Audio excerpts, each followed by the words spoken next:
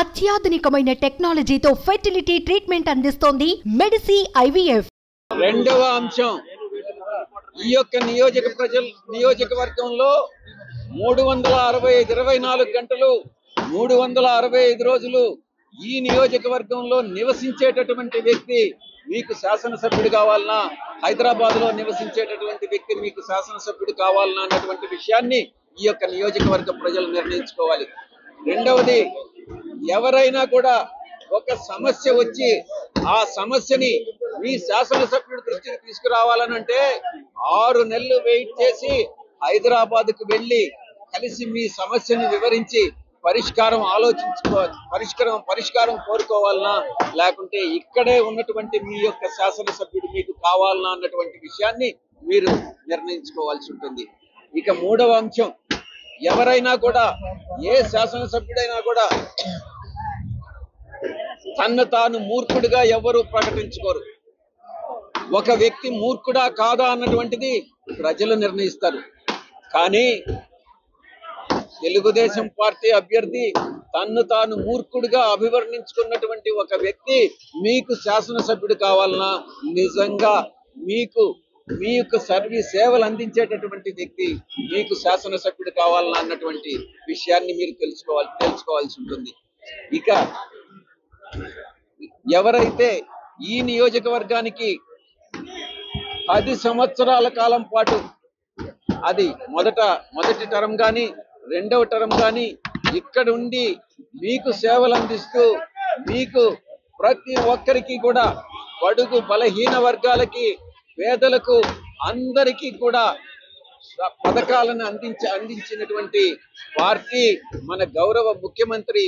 మీరు తిరిగి ఎన్నుకుంటే మీకు భవిష్యత్తు కూడా బంగారు భవిష్యత్తు ఉంటుందన్నటువంటి విషయాన్ని మీకు తెలియజేసుకుంటా ఉన్నాను. ఇక రోడ్లు మనం మరమ్మత్తు చేయించాలని ఇప్పుడే నిర్ణయించుకున్నాం. దుగ్గిరాల కానీ, మంగళగిరి కానీ, తాడేపల్లి కానీ అన్నిటిల్లో కూడా రోడ్డు మరమ్మతుల కార్యక్రమం పూర్తి చేసేటటువంటి బాధ్యత ఆర్కే గారు తీసుకుంటారు. ఇక డ్రైనేజ్ కెనాల్స్ ఎక్కడెక్కడైతే ఉన్నాయో ఓపెన్ డ్రైనేజీ వాటినన్నింటినీ కూడా కాలువలు కట్టించేటటువంటి బాధ్యత ఆర్కే గారు తీసుకుంటారు. మరొక అంశం, ఈ యొక్క మంగళగిరి నియోజకవర్గ ప్రజలకు మాత్రమే, యువతకు మాత్రమే ప్రత్యేకంగా ఒక క్రికెట్ ని, వైఎస్ఆర్ కప్ పేరుతో ఒక క్రికెట్ టోర్నమెంట్ ని ఏర్పాటు చేయడం జరుగుతుంది. యువతకి అద్భుతమైనటువంటి ప్రతిభ కనపరిచేటటువంటి యువతకి ప్రోత్సహించే దాంట్లో భాగంగా ఈ యొక్క క్రికెట్ నిర్వహణ అన్నటువంటిది నిర్వహించడం జరుగుతుంది.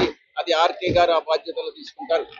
ఇక మనిషికి కావాల్సింది, యువతకు కావాల్సింది విద్యాభ్యాసం పూర్తయిన తర్వాత ఉద్యోగ కల్పనలో భాగంగా మనం జాబ్ మేళా అన్నటువంటిది నిర్వహించదలుచుకున్నాం. అదంతా కూడా, వీటన్నిటికీ కూడా ప్లానింగ్ పూర్తయింది. ఇప్పుడు ఆర్కే గారు ఈ యొక్క మళ్ళీ తిరిగి 2 నెలల తర్వాత రావడం, ఆయన మళ్ళీ తిరిగి పగ్గాలు చేపట్టడం నిజంగా చాలా సంతోషకరమైనటువంటి విషయం.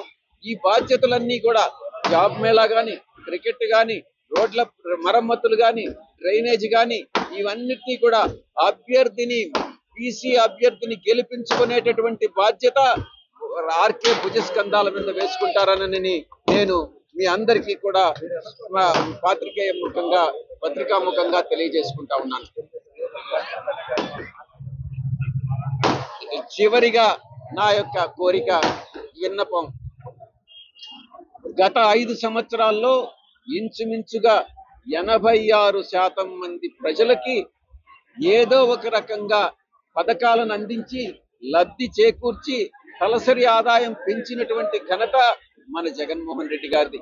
ఏ ఒక్కరిని కూడా వైఎస్ఆర్ కాంగ్రెస్ పార్టీ పోగొట్టుకోదలుచుకోలేదు. మా ప్రయత్నం అంతా కూడా మేము చేశాం. కేపీ గారిని కానీ, జయలక్ష్మి గారు కానీ, సురేష్ గారిని కానీ ప్రతి ఒక్కరిని కూడా నిలుపుకోవాలనే ప్రయత్నం చేయడం జరిగింది. అందరం కూడా కలిసికట్టుగా పనిచేస్తాం. అందరినీ కలుపుకొని పోయేటటువంటి ప్రయత్నం చేస్తాం.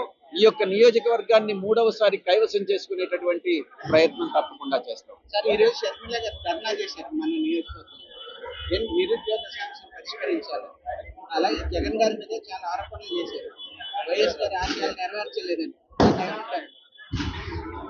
వైఎస్ఆర్ కాంగ్రెస్ పార్టీ ఎవరికి లబ్ధి చేకూర్చింది? ముఖ్యంగా బడుగు బలహీన వర్గాలకి, వెనుకబడిన వర్గాలకి, ఎస్సీలకి, ఎస్టీలకి, మైనారిటీస్కి, ఎవరైతే ఆర్థికంగా, రాజకీయంగా, సామాజికంగా సమాజంలో వెనుకబడి ఉన్నటువంటి వర్గాలకి ఏ రకంగా చెయ్యి అందించి పైకి తీసుకొచ్చి మిగతా సామాజిక వర్గాలకి సమాంతరంగా అభివృద్ధి చెందేలా చేసిందన్నటువంటిది అందరికీ, ఆంధ్ర రాష్ట్ర ప్రజలందరికీ కూడా తెలుసు. కాబట్టి దాని గురించి ప్రత్యేకంగా ప్రస్తావించాల్సినటువంటి అవసరం లేదు. ప్రజలందరూ కూడా గమనిస్తూనే ఉన్నారు. కాంగ్రెస్ పార్టీ చేసినటువంటి ద్రోహం, Indian national Congress party Sonia Gandhi ఆధ్వర్యంలో, రాహుల్ గాంధీ ఆధ్వర్యంలో చేసినటువంటి, ఆంధ్ర రాష్ట్రానికి చేసినటువంటి ద్రోహం గతంలో ఎవ్వరు కూడా స్వాతంత్రం వచ్చిన తర్వాత చేయలేదు. ఆంధ్ర రాష్ట్ర ప్రజలు ఆ రాష్ట్రానికి కాంగ్రెస్ పార్టీ చేసినటువంటి ద్రోహాన్ని ఈ యొక్క జన్మలో మరిచిపోరు, వచ్చే జన్మలో కూడా మర్చిపోరు. కాంగ్రెస్ పార్టీ అన్నటువంటిది చరిత్ర పుటంలోకి వెళ్ళిపోయింది అన్నటువంటి విషయాన్ని నేను తెలియజేస్తా ఉన్నాను.